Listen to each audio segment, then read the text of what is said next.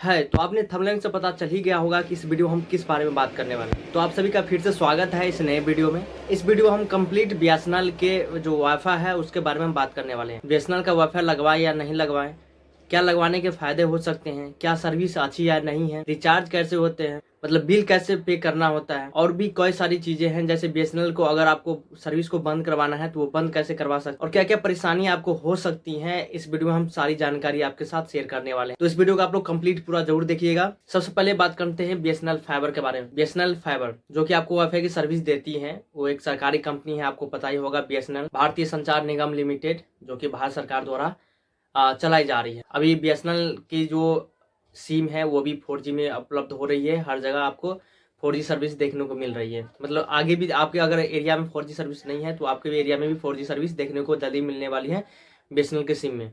तो बीएसएनएल की फाइबर की सर्विस आपको कैसे लगाना है, मैं जो इसके बारे में मैं अपने बारे में पहले बताता हूँ कि मैंने कैसे बीएसएनएल का वाईफाई लगाया था। एक्चुअली मैं एक हॉस्टल में रहता था कॉलेज में, तो वहाँ इंटरनेट की समस्या थी, मतलब लिमिटेड आपको डाटा मिलता था मोबाइल में। तो इसलिए मैंने सोचा कि क्यों ना एक बीएसएनएल का वाईफाई लगवा लिया जाए। हालांकि मेरे हॉस्टल में कोई भी सर्विस प्रोवाइडर नहीं था, यहाँ तक कि बीएसएनएल भी सर्विस प्रोवाइड नहीं करती थी।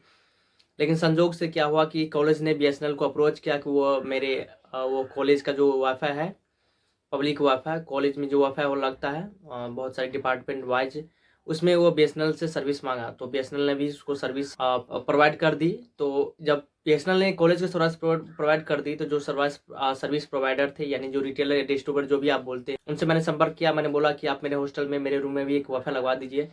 तो उन्होंने सिंपली मुझसे मेरे रूम में वाईफाई लगवा दिया। कितना खर्चा होता है और क्या सब करना पड़ता है वो भी मैं कंप्लीट इस वीडियो में जानकारी दूंगा, और कितने समय लगता है बीएसएनएल वाईफाई चालू करवाने, ये भी मैं आपको इस वीडियो में जानकारी देने वाला हूँ। तो उन्होंने मेरे रूम में लगवा दिया। बात बीएसएनएल के प्लान्स भी आप लोग पता कर लीजिएगा। हालांकि जहाँ तक मेरा बिल था वो बीएसएनएल का, मैंने 60 Mbps का प्लान लगवाया, मतलब 60 Mbps, और उसमें अनलिमिटेड डाटा था। मतलब अनलिमिटेड नहीं रहता है, मतलब आपको 3300 GB देता है एक महीने में। 3300 GB दैट इज इनफ, ना इनफ है कि आपका खत्म नहीं होगा कभी भी। एक महीने में मैं 500-600 GB ऐसा था, वहाँ 3300 GB मिलता था मुझे unlimited data. Speed highest speed 60 और उसमें भी आपको 8 Mbps की पर्सनल स्पीड मिलती थी, आपको मैक्सिमम 8। तो मैंने कैसे लगवाया था वो मैंने आपको बता दिया कि मैंने और आपको कैसे लगवाना, आपके जो एरिया के जो बीएसएनएल प्रोवाइडर होंगे, नेटवर्क प्रोवाइडर जो वाईफाई प्रोवाइड करते हैं, उनसे आपको नजदीक से आपको वहां जाके उनसे संपर्क करना होगा। जैसे मेरे एरिया में था utility store, Champaran utility store Motihari में है, उनसे मैंने संपर्क किया। वो बेसिकली प्रोवाइड करते थे बीएसएनएल का वाईफाई, तो मैंने उनसे ही लिया था। और मैंने उनसे संपर्क बात किया, और बात करके उसने मेरे से आईडी लिया, जैसे आधार कार्ड और एक कॉलेज का आईडी मैंने दिया, और चालू कर दिया। केवाईसी भी करना पड़ता है उसके लिए, और इस सर्विस को चालू होने में 2 से 3 दिन लगे, और आपके 5 दिन भी लग सकता है मैक्सिमम। और मेरे से जो रुपये ले गए थे, मैंने 6 महीने का प्लान लिया, मैंने उनसे पर्सनली संपर्क किया था। तो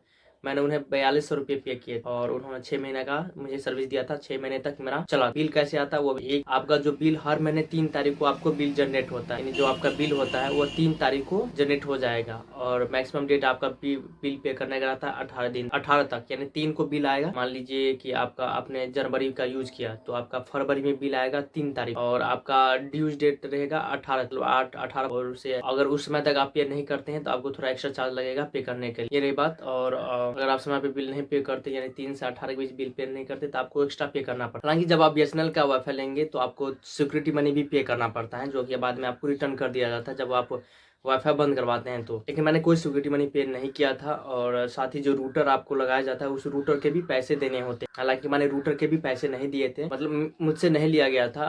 तो वो आपसे ले सकते हैं, सिक्योरिटी मनी भी ले सकते हैं, लगाने का चार्ज भी ले सकते हैं एक्स्ट्रा। जो आपके रूम में अगर वाईफाई लगवाते हैं तो सर्विस चार्ज भी आपसे ले सकते हैं वाईफाई लगवाने। तो ये सारी चार्जेस जो थी वो मैंने नहीं दी। उनसे जान पहचान हो गया था उनसे, तो मैंने उनसे डायरेक्टली बोला, चूंकि मैंने 6 महीने का उनसे डायरेक्टली लिया था प्लान, मैंने 6 महीने का पहले पे कर दिया था, इसलिए ये सारी चार्जेस मुझसे नहीं ली गई थी। मतलब ना ही सर्विस चार्ज मुझे देना पड़ा, ना ही रूटर का कोई पेमेंट देना पड़ा, ना ही मैंने डेवलपमेंट फी जमा किया। तो ये सारी चीजें आपको लग सकती है। तो आप अपने एरिया के जो भी नेटवर्क प्रोवाइडर हैं, जो बीएसएनएल वाईफाई प्रोवाइड करते हैं, उनसे आप पूरी जानकारी ले ले, तभी आप वाईफाई लगवाइएगा, समझ गए। तो ये चलिए अब बात करते हैं। मान लीजिए कि आपने वाईफाई लगवा लिया है बीएसएनएल का, लेकिन आपने जब बीएसएनएल का वाईफाई लगवाते हैं तो पहला या फिर दूसरा जितने महीने का आप रिचार्ज मतलब लेते हैं प्लान, तो उस हिसाब से उस समय तक तो आपको पे नहीं करना पड़ता, लेकिन जब आपका प्लान समाप्त हो जाता है तो आपको उसको बिल पे करना होता है। बिल आप सिंपली फ़ोन पे, गूगल पे बहुत उस सबसे कर सकते हैं, तो इसमें कोई दिक्कत नहीं है। लेकिन बिल कब पेमेंट करना है इस बारे में बात कर लेते हैं। बिल कब पेमेंट सिंपली आपका जो बिल आता है 3 तारीख को आता है। हर महीने 3 तारीख को मेरा बिल आता था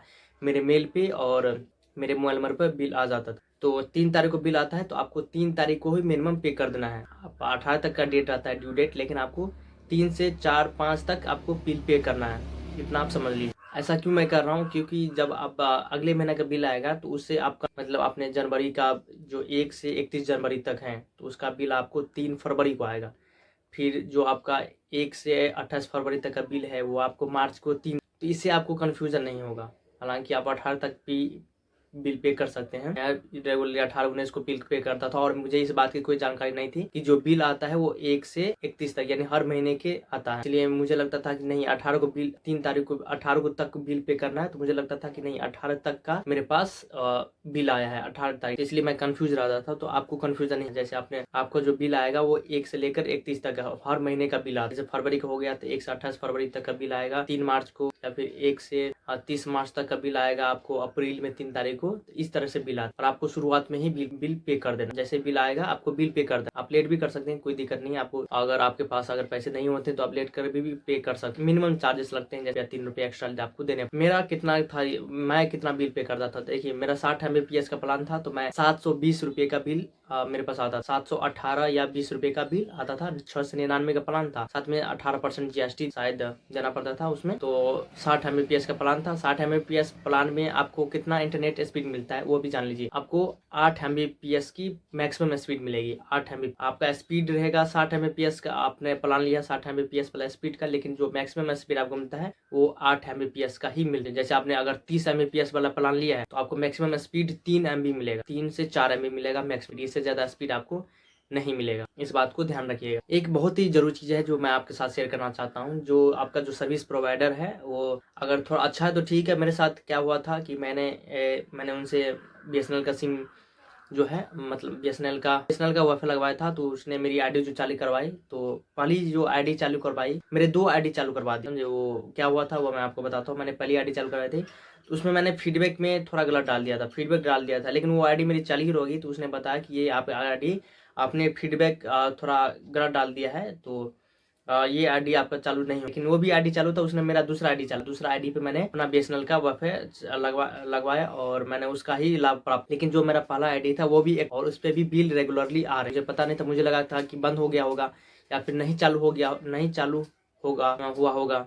तो इस कारण अभी भी मेरे पास वो बिल आ रहे हैं, मतलब 3000 के आसपास वो बिल मेरे पास अभी भी आ रहे हैं, जबकि मैंने उसमें 1 MB का भी इंटरनेट उसमें यूज नहीं किया। यहाँ तक कि मैंने वो राउटर भी कॉन्फ़िगरेशन नहीं करवाया था, मैंने कुछ नहीं करवाया, समझे। तो ये आप ध्यान रखिएगा कि अगर आप 2 बार आईडी नहीं चालू करवाइए, 2 आईडी आपका चालू ना कर दे, इस बात का ध्यान रखिएगा, नहीं तो आपको बाद में परेशानी हो सकती है। और मेरे पास मेल आता है, वो मेल में आपको दिखा सकता हूँ, मैसेज भी आपको दिखा सकता हूँ।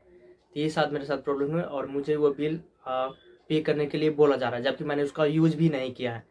तो हालांकि मैं उसके लिए कंप्लेन करूँगा और उसके भी अदर ऑप्शंस हैं, वो बात करेंगे बाद। अब बात करते हैं प्लान बढ़ाना है। तो प्लान बढ़ाना है उसके लिए क्या करना पड़ता है, तो सिंपली देखिए, अगर आपको प्लान बनाना पड़ता है तो मैं BSNL ऐप पे भी आपको अपग्रेडेशन का ऑप्शन मिल जाता है। वहाँ मैं BSNL ऐप इंस्टॉल करेंगे तो उस पर भी आपको देखने को मिल जाएगा कि अगर प्लान अपग्रेड करना है तो आपको अपग्रेडेशन का ऑप्शन मिल जाता है। लेकिन सिंपली आप क्या कर सकते हैं, जो आपका सर्विस प्रोवाइडर है उसको आप, या फिर जो BSNL ऑफिस हैं आपके एरिया में, जो BSNL ऑफिस होगा वहाँ जाके आप एक एप्लीकेशन लिख के देंगे कि मुझे प्लान अपग्रेड कराना है, तो वो आपका प्लान अपग्रेड कर देंगे। और प्लान अपग्रेड करने से पहले आपका रिचार्ज मतलब बिल पेड होना चाहिए। जब आप बिल पेड करते हैं उसी समय आपको अपना प्लान अपग्रेड करा लेना चाहिए, या फिर डाउनग्रेड भी करना चाहते हैं तो सेम यही प्रक्रिया, आपको एप्लीकेशन देना पड़ता है। और यही बात सबसे प्रॉब्लम वाली बात है कि जो इसकी जो सर्विस है वो सारी ऑनलाइन नहीं है, वहाँ पर हर बात में आपको लिखित एप्लीकेशन देना पड़ता है, ये एक प्रॉब्लम है। साथ ही अगर आपको BSNL का जो सर्विस है वो वाईफाई बंद करवाना है तो इसके लिए भी आपको कुछ नहीं करना पड़ता है, आपको एक सिंपली एप्लीकेशन लिख कर देना पड़ता है। जो मैंने एप्लीकेशन लिख कर दिया था वो आप सिंपली आप बगल में देख सकते हैं कि मैंने यहाँ पे एप्लीकेशन आपका लिखा हुआ है, और ये एप्लीकेशन मैंने दिया था, उस पर सारी चीज़ें मैंने अपने BSNL का नंबर दिया था, अपना मोबाइल नंबर दिया था, बस यही 2 चीज़ें दी थी और मैंने एप्लीकेशन लिख कर दिया था। तो ये 5 से 6 दिन लगाया था बंद करने में। जैसे मैंने इसको 14 तारीख को दिया था और ये BSNL और ये जो मेरा सर्विस बंद हुआ 20 तारीख को बंद हुआ। मैंने अपने नियर जो BSNL ऑफिस थे, BSNL का ऑफिस, उस ऑफिस में जाके मैंने एप्लीकेशन को दिया और वहाँ पे उसने प्रोसेस किया। उसके बाद 6 दिन लगा इसको बंद होने में। तो कभी कभी 6 से कभी कभी जल्दी भी हो सकता है, 1-2 दिन में भी हो जाएगा, कभी कभी ज़्यादा समय भी लग सकता है। तो ये डिपेंड करता है कि कैसा सर्विस है, मतलब कैसी है, समझ गए। तो 5 से 6 दिन। तो जब भी आप BSNL वाईफाई बंद करवाने जाएं तो एक बात का ध्यान रखिए, तो आपका बिल पेड होना चाहिए। आपका बिल पेड होना जब, यानी आपका 3 तारीख को बिल आता है तो आप 3 तारीख को ही बिल पेड कर दें और उससे पहले ही एप्लीकेशन दे दें, मतलब 3 को ही एप्लीकेशन दे दें।